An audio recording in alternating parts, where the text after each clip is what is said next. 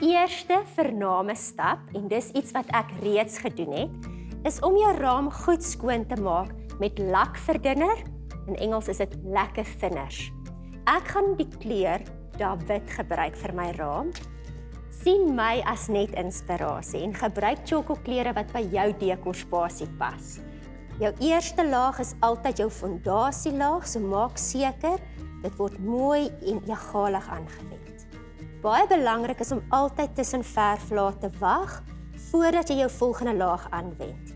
Goed, my eerste laag is aangewend en terwyl my raam rus, gaan ek my suurstukke in dieselfde kleur verf. Wanneer jy jou suurstukke mooi egalig verf, veral omdat die agtergrondkleur reeds wit is, en ons werk met iets baie soortgelyk, is een laagie net nodig. My raam gaan nou sy tweede laag kry. Goed, die belangrikste advies wat ek kan gee, is geniet die proses.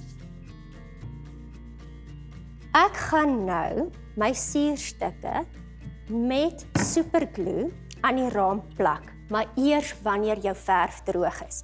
Ek het hier onder my 'n raam wat reeds voorberei is, geplak is, en nou het ons die agterbord waarop ons verder gaan werk. Ek gaan 'n vleesdoek gebruik en ek gaan my vleesdoek nat maak met gewone kraanwater en ek droog hom uit sodat hy lekker klam is, maar nie sopnat nie.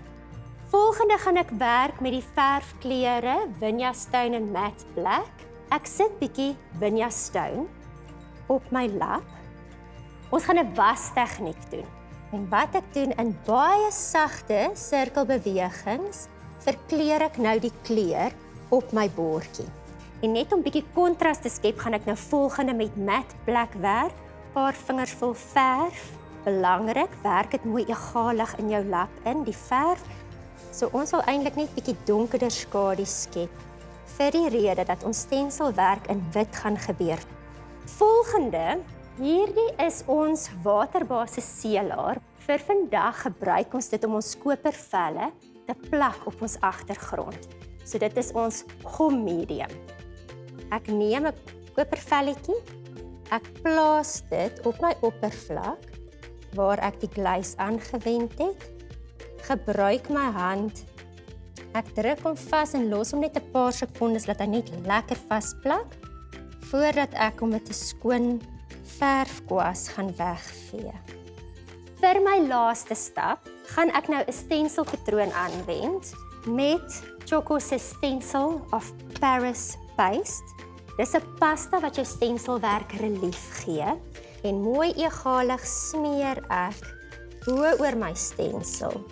Lig my stensel op en daar het ek 'n kunswerk vir my raam.